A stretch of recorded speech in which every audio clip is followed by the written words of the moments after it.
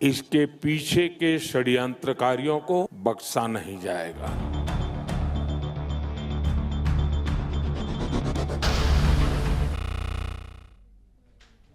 नमस्कार, आप देख रहे हैं एचएनएन न्यूज। मैं हूं आपके साथ उन्नति भटनागर। दिल्ली के लाल किला मेट्रो स्टेशन के पास 10 नवंबर को हुआ कार ब्लास्ट ने पूरे देश को हिला दिया। ये धमाका सोमवार शाम करीब 6:52 पर हुआ, जब ट्रैफिक सिग्नल पर कई वाहन मौजूद थे। धमाका इतना जोरदार था कि आसपास खड़ी गाड़ियों के भी परखच्चे उड़ गए और इलाके में अफरा तफरी मच गई। इस घटना में अब तक 12 लोगों की मौत और कई अन्य घायल हुए हैं।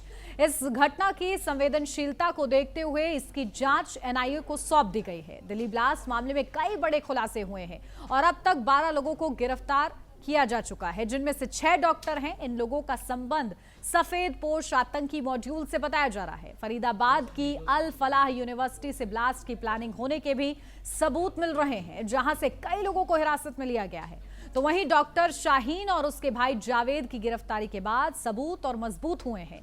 शाहीन ने पूछताछ में कबूल किया है कि वो और उसके साथी जैश ए मोहम्मद और अंसार गजवल उल हिंद नाम के संगठनों से जुड़े हुए थे। वहीं लाल किला ब्लास्ट में मारे गए घायल हुए लोगों के लिए दिल्ली की सीएम रेखा गुप्ता ने मुआवजे का ऐलान किया है। तो वहीं आज भूटान के दौरे के बाद पीएम मोदी एलएनजेपी अस्पताल पहुंचते हैं, घायलों से मुलाकात करते हैं, उनका हालचाल जानते हैं।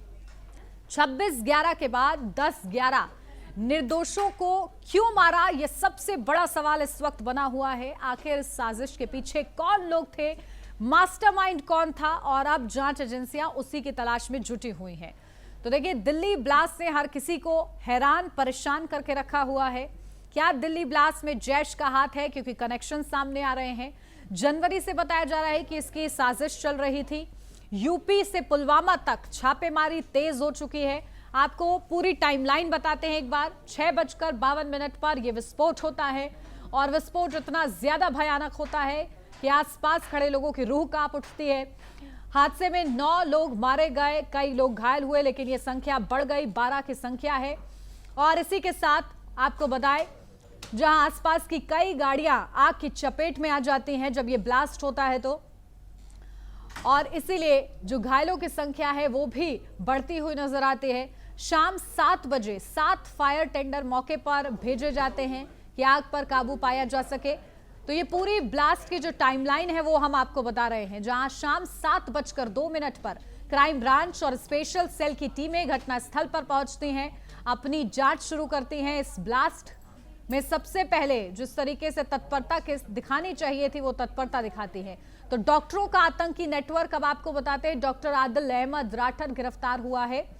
जम्मू कश्मीर का ये डॉक्टर था, और क्योंकि इस वक्त जो मॉड्यूल हम लोगों ने इस धमाके में देखने को मिला है वो है व्हाइट कॉलर टेरर, यानी कि सफेद पोश। जिस तरीके से इन लोगों ने साजिश रची है, अब उसका एक एक करके खुलासा जांच एजेंसियां करती हुई नजर आ रही हैं।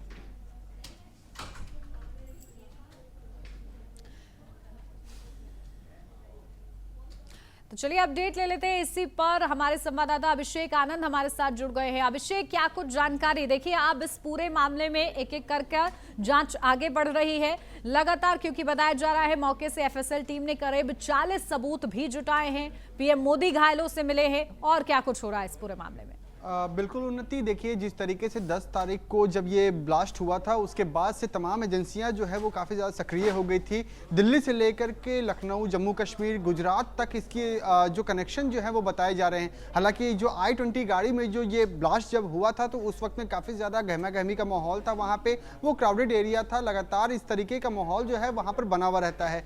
जब ब्लास्ट हुआ था उसमें कई सारे लोग जो है उसमें मौत के घाट उतर गए और कई लोग जो है उसमें घायल हो गए। हालांकि प्रधानमंत्री नरेंद्र मोदी भूटान के 2 दिन के दौरे पर थे। उसके बाद जैसे ही वो आ जाए तो सबसे पहले वो एलएनजेपी अस्पताल में गए।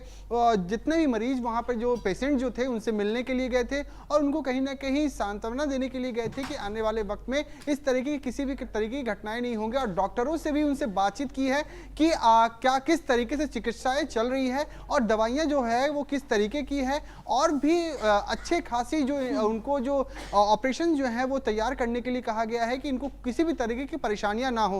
हालांकि अभी कुछ ही समय में सीसीएस की जब बैठक होगी तो बैठक में भी तमाम चीजों को लेकर 10 तारीख से लेकर के अभी तक में जो भी अभी जांच जो की गई है, जो भी अभी प्रक्रिया जो चली है, उसको लेकर के रिपोर्ट सामने रखा जाएगा। और प्रधानमंत्री नरेंद्र मोदी के द्वारा ये भी एक सूत्रों के हवाले से ये भी बताया जा रहा है कि वो भी दिशा निर्देश दे सकते हैं कि आने वाले वक्त में सुरक्षा जो है और भी कड़ी की जाए। हालांकि अपडेट्स ये भी बताए जा रहे हैं कि इसमें एक इको स्पोर्ट्स गाड़ी भी थी जो OLX के जरिए उसको खरीदा गया था। हालांकि नाम जो है वो उमर के नाम से ही ये बताया जा रहा है। इको स्पोर्ट गाड़ी है, DLOCK 0252 नंबर है उसका, लेकिन अभी तक इसका पुष्टि अभी नहीं किया गया। लेकिन दिल्ली से लेकर के जम्मू कश्मीर, लखनऊ में भी इसकी जांच की जा रही है। अभी स्पष्ट इसके बारे में अभी पता नहीं चला, लेकिन जल्द ही इसके बारे में भी पता चल जाएगा। बिल्कुल, देखिए अभिषेक, लगातार एक के बाद एक बड़े खुलासे हो रहे हैं। आप हमारे साथ बने रहिएगा। लेकिन इस बीच बड़ी खबर हमें मिल रही है जहां दिल्ली ब्लास्ट को लेकर बड़ा खुलासा हुआ है।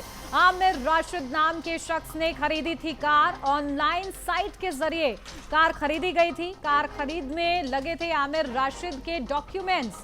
तो देखिए 29 अक्टूबर को 2 लोग कार खरीदने पहुंचे थे। दूसरे शख्स को की पहचान अभी नहीं हो पाई है। पुलवामा का रहने वाला आमिर राशिद बताया जा रहा है। तो देखिए कार खरीद में किस तरीके से आमिर राशिद के डॉक्यूमेंट्स लगे। 29 अक्टूबर को 2 लोग कार खरीदने पहुंचे थे, ये जानकारी सामने आई है। तो दूसरे शख्स की पहचान अभी फिलहाल नहीं हो पाई है, लेकिन लगातार जांच उसकी की जा रही है, तलाश उसकी की जा रही है।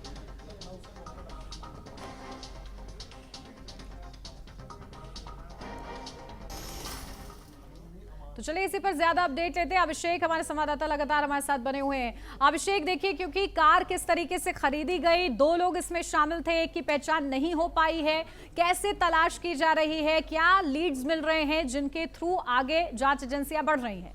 देखिए जो सोशल साइट से ये जो OLX के जरिए जो ये खरीदा गया है, हालांकि 2 लोगों के नाम इसमें सामने आ रहे हैं। हालांकि एक जो है वो इसका नाम जो है वो इसका नाम है आमिर राशिद, जिसने अपना डॉक्यूमेंट दिया था। दूसरे लोग भी उसके साथ में, एक लड़का और भी एक साथ में उसके साथ में गया था, लेकिन अभी तक उसका पहचान नहीं किया गया। हालांकि दिल्ली से लेकर के लखनऊ तक में इसकी जाँच की जा रही है। और जिस तरीके से उसने जिस नंबर से उसने जो ये परचेज करने का जो कोशिश किया था, और जो क्योंकि उसमें आईडी भी होते हैं जो OLX पे जो अपने गाड़ी का जो ऐड जो डालता है, तो उसमें एक आईडी बन करके आता है। तो उसमें साफ तौर पे भी पता चल जाता है कि किसने ये आईडी ये ऐड डाला था और किसके द्वारा ये सबसे पहले इनिशिएट किया गया था। उसमें तमाम रिकॉर्ड्स आ जाते हैं, क्योंकि काफी सारे कस्टमर्स जो हैं उसको मैसेज भी करते हैं। तो इसके जरिए साफ तौर पर यह पता चल सकता है। लेकिन अभी ये खंगाला जा रहा है कि आखिरकार किस तरीके से हुआ था, और एजेंसियां जो है लगातार इसको खंगालने की कोशिश कर रही है। हालांकि इसको लेकर के अभी तक आधारित अभी कोई भी रिपोर्ट नहीं आया, लेकिन जल्दी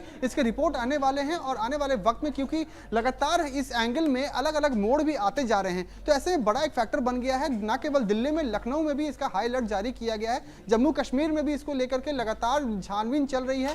गुजरात में भी लगातार कई सारे आतंकी को भी गिरफ्तार किए जा रहे हैं ATS के द्वारा। लेकिन अब देखने वाली बात होगी उन्नति कि आने वाले वक्त में जब CCS की जब बैठक हो जाती है, तो प्रधानमंत्री नरेंद्र मोदी के द्वारा क्या कुछ और दिशा निर्देश दिए जाते हैं। उन्नति, बिल्कुल, देखिए अभिषेक, क्योंकि बताया जा रहा है कि आमिर राशिद जो है वो पुलवामा का रहने वाला है, तो आप सोचिए कि तार वहां तक जुड़ रहे हैं। तो कोऑर्डिनेशन इस वक्त जांच एजेंसियों का बहुत ज्यादा जरूरी हो जाता है कि आप लोकल पुलिस से भी कोऑर्डिनेट करें, ताकि आपको थोड़े इनपुट्स वहां से भी मिल सके। बिल्कुल उन्नति, देखिए पुलवामा में जब अटैक हुआ था तो उस वक्त में इस तरीके का माहौल बन गया था। हालांकि जिस तरीके से इसका जो कनेक्शन जो है वो पुलवामा की तरफ में बताया जा रहा है, तो पुलवामा में भी इसको लेकर के भी अलर्ट जारी कर दिया गया है और कहीं ना कहीं खंगालने की कोशिश की जा रही है। दिल्ली में भी हो सकता है कि जो दूसरा जो आतंकी जो अभी बताया, अभी पहचान नहीं हो पाई है, तो हो सकता है कि अपना चेहरा बदल करके भी वो यहाँ पर रह रहा हो, या अपना किसी ID कार्ड जो है वो चेंज कर दिया हो। तो इसको लेकर के भी लगातार जाँच की जा रही है। हालांकि दिल्ली पुलिस जो है, NIA की IB जो है वो तमाम चीजों को लेकर खंगाल रही है, लेकिन जल्दी इसको लेकर के अपडेट भी आएंगे। और पुलवामा में जिस तरीके से जो अटैक हुआ, आपने देखा किस तरीके से वहां पर कितना भयावह रूप वो जो था, जो जितने भी तमाम सैनिक जो उसमें मारे गए थे, लेकिन इसको लेकर के भी अपडेट जारी किया जाएगा। हालांकि जल्द ही इसको लेकर के जो इको स्पोर्ट जो गाड़ी है वो लाल कलर की थी, और उसकी जो 2 लोग उसके साथ में जो थे, एक लोगों ने जो उसको डॉक्यूमेंट भी दिया था, और एक लोगों का भी डॉक्यूमेंट जो है वो खंगालने की भी कोशिश कर रही है। बिल्कुल, देखिए अब इस दूसरी गाड़ी की भी तलाश तेज हो गई है। ठीक है अभिषेक, बने रहिएगा आप हमारे साथ। इस बीच एक और बड़ी खबर, दिल्ली ब्लास्ट के बाद PM मोदी की बैठक, शाम 5:30 बजे का वक्त मुकर्रर किया गया है PM मोदी की बैठक के लिए। बैठक में दिल्ली धमाकों को लेकर चर्चा की जाएगी। जहां आईबी समेत एनआईए के अधिकारी इस बैठक का हिस्सा रहेंगे। तो ये बड़ी खबर आपको बता दें, जहां हाई लेवल बैठकें की जा रही हैं। सुरक्षा के लिहाज से ये बैठकें बेहद ही ज्यादा जरूरी हो जाती है, क्योंकि देखिए आईबी भी इसमें मौजूद रहेंगे, आईबी के अधिकारी, एनआईए के अधिकारी इसमें मौजूद रहेंगे और प्रधानमंत्री के नेतृत्व में ये बैठक कंडक्ट होगी। तो ये बड़ी खबर आपको बता रहे हैं, दिल्ली ब्लास्ट के बाद ये बड़ी बैठक शाम 5:30 बजे का वक्त मुकर्रर किया गया है इस बैठक के लिए। तो इस बैठक में किस तरीके से विस्तृत चर्चा होती है कि आगे क्या कार्रवाई, किस तरीके से एक्शंस लेने हैं, और साथ ही साथ क्योंकि जांच होनी है और जांच के आधार पर ही एग्जैक्ट एक्शन लिया जा सकता है, तो जांच में किस तरीके से तेजी लानी है, इसके निर्देश पहले भी जो हाई लेवल बैठकें हुई हैं उसमें दिए गए हैं। और एक और ये बड़ी बैठक निर्धारित की गई है 5:30 बजे के लिए, जिसमें प्रधानमंत्री के नेतृत्व में ये बैठक होगी। आईबी के अधिकारी इसमें मौजूद रहेंगे, एनआईए के अधिकारी मौजूद रहेंगे, क्योंकि जांच एनआईए को सौंप दी गई है। और ऐसे में अधिकारियों की तरफ से क्या चर्चा होती है, क्या इंफॉर्मेशन दी जाती है, क्योंकि लगातार देखिए जांच तेज हो रही है, जगह जगह छापेमारी की जा रही है, पूछताछ से कई लीड मिल रहे हैं और भी सुराग एफएसएल की टीम के हाथ भी लगते हुए नजर आ रहे हैं। तो इन तमाम का क्या रिपोर्ट है, देखिए वो पूरी रिपोर्ट जो है प्रधानमंत्री को सौंपी जाएगी इस खास बैठक के जरिए, और इस बैठक में क्या निर्देश दिए जाते हैं देखना होगा।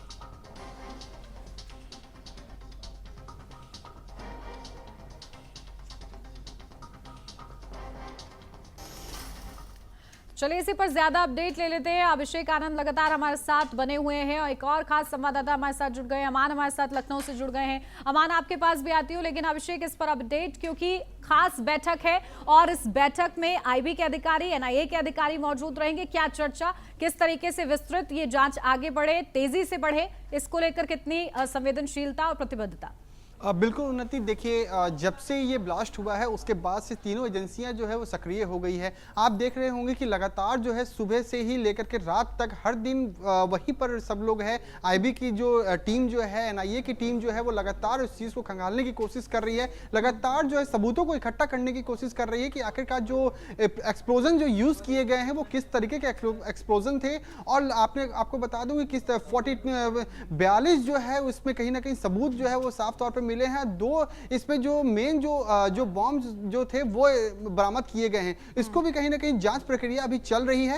हालांकि थोड़े 5:30 बजे करीब में आधारित किया गया है जो सीसीएस की बैठक है। प्रधानमंत्री नरेंद्र मोदी की अध्यक्षता में ये बैठक होगी और तमाम चीज जो 10 तारीख से लेकर के अभी तक में जो भी प्रक्रिया जो हुई है, तीनों एजेंसियों की तरफ से जो अभी इक्विपमेंट जो अभी जो डिटेल्स जो अभी हुए हैं, जो उनको जो सबूतें जो मिली हैं उसको साफ तौर पर सामने वो रखेंगे। और आने वाले वक्त में प्रधानमंत्री नरेंद्र मोदी भी तीनों एजेंसियों को और भी कड़ा सुरक्षा करने के लिए कड़ा निर्देश दिए जाएंगे कि आने वाले वक्त में जल्द से जल्द इसके पीछे जो छुपा हुआ है उसको जल्द से जल्द खंगाला जाए और जल्द से जल्द उसको सलाखों के पीछे रखा जाए। उन्नति, बिल्कुल, देखिए लगातार इसी दिशा में जांच एजेंसियां भी काम करती हुई नजर आ रही है। अमान, आपके पास आ रही हूं, क्योंकि देखिए कई सबूत ये मिलते हैं। शाहीन जहां पूछताछ में ये कबूल करती है कि 2 साल से वो विस्फोटक इकट्ठा कर रही थी।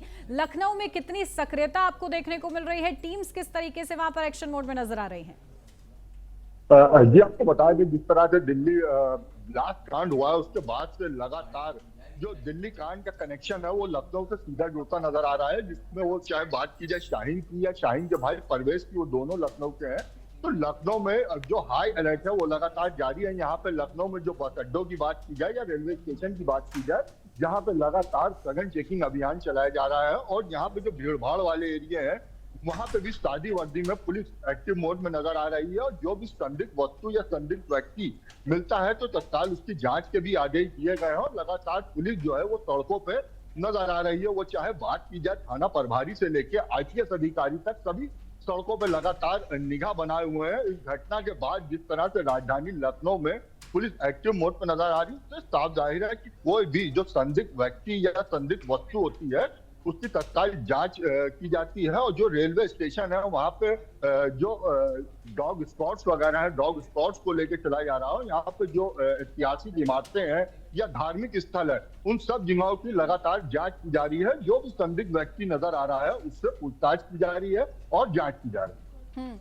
बिल्कुल, देखिए जांच लगातार आगे बढ़ रही है। आपके पास आ रही हूँ अभिषेक, क्योंकि ये बैठक भी है और इससे पहले जो हाई लेवल बैठक हुई है उसमें जांच एजेंसियों को ये कहा गया है कि जल्द से जल्द आप जांच जो है तेजी के साथ की जाए। इस तेजी का मतलब इसलिए भी जरूरी हो जाता है क्योंकि हम लोगों ने देखा 2 साल से प्लानिंग रची जा रही है, जनवरी से इसको कैसे इंप्लीमेंट किया जाए ये साजिश रची जा रही है, तो ये और ज्यादा सोचने की जरूरत है कि इससे पहले कि और भी कहीं ऐसा हो कि इनपुट्स प्लान किए जा रहे हो तो वो भी उन पर भी से भी पर्दा उठ जाए।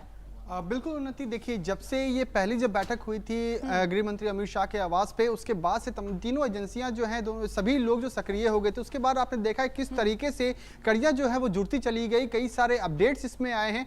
जो आतंकी थे कई लोग उसमें अरेस्ट भी किए गए हैं, उनसे पूछताछ भी की जा रही है। आपको बता जिस तरीके से वहाँ पे अल फलाह यूनिवर्सिटी में जो I-20 गाड़ी जो है वो काफी समय से वहाँ पे रुकी हुई थी, पार्क थी, और साथ ही साथ 2 साल से ज्यादा 2 साल से ये पूरा प्लान को जो है वो प्लान किया जा रहा था कि किस तरीके से दिल्ली को दहलाया जाए। हालांकि लाल किले में ये कहीं ना कहीं कुछ ही समय में ये जिस तरीके से ब्लास्ट हुआ ये पूरा दिल्ली दहल गया, लेकिन और भी हो सकता था कि जो दिल्ली के जो सक्रिय एरियाज जो हैं, जैसे क्लाट प्लेस हो गया, मयूर विहार फेज 1 हो गया, अक्षरधाम हो गया, तमाम ऐसे जो सरोजनी मार्केट हो गया, इस तरीके में जहां पे भी पब्लिक प्लेसेस जो हैं, इस तरीके के आतंकी जो हैं वो उसी जगह को टारगेट करते हैं जहां पे सबसे ज्यादा कैजुअलिटी हो। तो ऐसे में जो जांचें अभी जो चल रही है वो सबसे ज्यादा सक्रिय है, और आने वाले वक्त में जब बैठक होगी तो बैठक के बाद और भी अपडेट्स आ सकते हैं। हो सकता है कि जो जांच टीम जो है, NIA की टीम जो है वो इसको लेकर के भी और भी सक्रिय हो जाए। उन्नति, ठीक है, अभिषेक और अमान आप दोनों ही हमारे साथ बने रहिएगा और अपडेट लूंगी आपसे। फिलहाल यहाँ रुक रहे एक छोटे से ब्रेक के लिए, जल्द हाजिर होते हैं।